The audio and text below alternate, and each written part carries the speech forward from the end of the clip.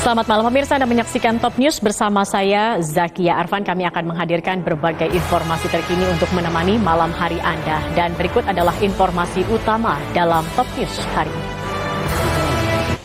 Pemirsa, akibat terjangan cuaca buruk, satu unit mobil truk terbalik saat kapal feri yang ditumpanginya berlayar di perairan Selat Sunda. Akibat peristiwa ini ada 2 mobil lainnya rusak berat tertimpa truk.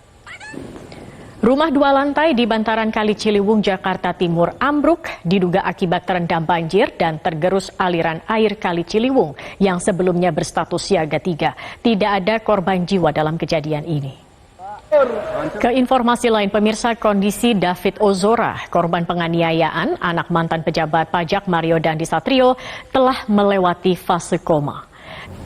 Dalam kesempatan yang sama, pihak keluarga David Ozora berharap kasus penganiayaan yang menimpa David bisa diproses hukum seadil-adilnya. Keluarga meminta siapapun yang terlibat dalam kasus ini harus dihukum sesuai dengan hukum yang berlaku.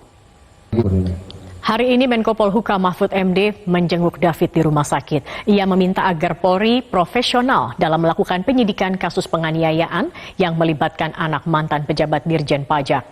Mahfud berharap pelaku disangkakan pasal 354 dan 355 dengan hukuman maksimal. Sebelumnya, ayah Kristalino David Ozora, Jonathan, mengklaim telah mengantongi bukti keterlibatan kekasih Mario Dandisatrio, AG, saat melakukan penganiayaan terhadap putranya. Sementara itu, kekasih tersangka Mario Dandisatrio, AG, meminta perlindungan kepada Komisi Perlindungan Anak Indonesia atau KPAI. Kuasa hukum AG mengatakan kliennya meminta pengawasan serta perlindungan dalam proses penyidikan kasus penganiayaan terhadap David Ozora hingga koma. Sementara itu, kuasa hukum tersangka Shane Lucas, Happy Sihombing, mengungkap bahwa ada relasi kuasa antara kliennya dengan tersangka Mario Dandi. Salah satunya adalah menuruti perintah untuk mengganti plat mobil.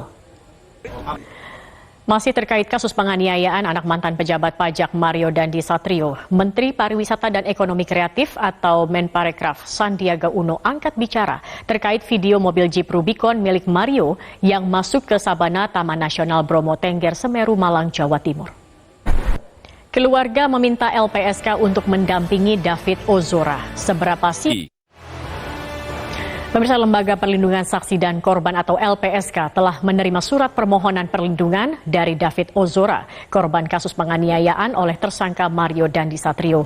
Pada permohonannya, pihak David mengajukan permohonan pemenuhan hak prosedur hingga rehabilitasi medis. Lembaga Perlindungan Saksi dan Korban atau LPSK telah menerima surat permohonan perlindungan dari Kristalino David Ozora, korban kasus penganiayaan oleh tersangka Mario Dandisatrio. Lalu apakah LPSK siap memberikan pendampingan kepada keluarga David untuk melindungi saksi dan korban dalam kasus penganiayaan ini? Sudah bergabung bersama kami Wakil Ketua LPSK Maneger Nasution. Selamat malam Pak Nasution. Kita akan ke informasi lain, pemirsa. Polisi terus mendalami motif pembunuhan 2 perempuan yang ditemukan di cor di dalam rumah kontrakan di Bekasi, Jawa Barat. Polisi juga masih mendalami hubungan antara kedua korban dengan pelaku. Warga di Bulak Sentul, Harapan Jaya, Kota Bekasi, Jawa Barat digegerkan dengan temuan 2 wanita yang tewas di dalam rumah kontrakan milik P. Menurut Ketua RT setempat, pelaku dan kedua korban adalah teman sekolah.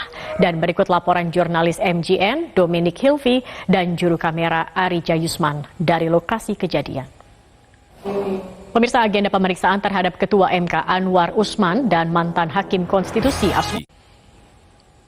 Pemirsa, Majelis Kehormatan Mahkamah Konstitusi memeriksa Ketua Mahkamah Konstitusi Anwar Usman dalam kasus pemalsuan putusan Mahkamah Konstitusi. Waktu pemeriksaan pada sore atau bahkan malam hari dipilih Majelis Kehormatan agar jalannya pemeriksaan tidak mengganggu jadwal sidang para hakim konstitusi.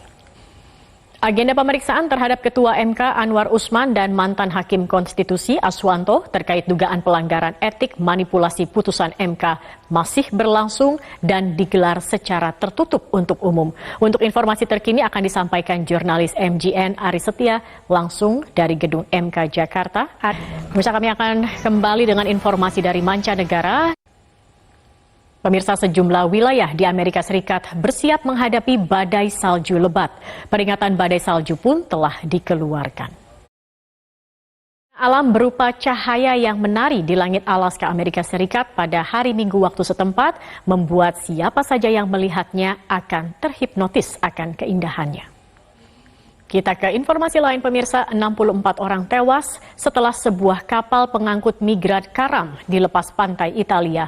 Jumlah korban diperkirakan masih bisa bertambah karena petugas gabungan masih menyisir sekitar lokasi jadian. Polisi Hong Kong terus mencari sisa bagian tubuh dari model Abby Choi yang dimutilasi mantan suami dan keluarganya. Dua pekerja migran Indonesia terdampak gempa yang berada di Aleppo, Suriah dalam keadaan aman di rumah singgah KBRI di Aleppo. Mereka akan kembali ke tanah air setelah proses administrasi selesai. Kita ke informasi selanjutnya pemirsa, penghargaan The Best FIFA Football Award 2022 telah selesai digelar di Paris, Prancis. Argentina mendominasi pada penghargaan kali ini. Pemirsa Top News masih akan kembali usai kita ikuti headline news pukul 21 waktu Indonesia Barat. Sesaat lagi tetap bersama kami. Di Top News pemirsa, sedikitnya 5 desa di Kecamatan Ciasem, Kabupaten Subang, Jawa Barat terendam banjir. Ketinggian air mencapai 1 meter lebih, akibatnya sejumlah warga memilih mengungsi. Sebuah pondok pesantren dan puluhan rumah di Temanggung, Jawa Tengah rusak diterjang angin puting beliung. Seorang penjual BBM eceran di Kabupaten Jombang, Jawa Timur terbakar saat melayani pembeli. Diduga berasal dari tungku tambal ban yang menyala dan menyambar ke kios tempat pengisian. Pemirsa, petugas Bea dan Cukai Bandara Soekarno-Hatta menggagalkan upaya penyelundupan narkotika jenis kokain cair yang dibawa peselancar warga negara Brazil. Selain mengamankan pelaku, petugas juga mengamankan lebih dari 2 liter kokain cair yang dikemas dalam 6 botol sabun. Beralih ke informasi lain pemirsa, karena kaki kanannya remuk akibat terhimpit puing helikopter yang jatuh, pilot dan kopilot helikopter yang ditumpangi Kapolda Jambi dan rombongan akhirnya dirujuk ke Rumah Sakit Polri Jakarta. Di Rumah Sakit Polri keduanya akan mendapatkan perawatan yang lebih intensif.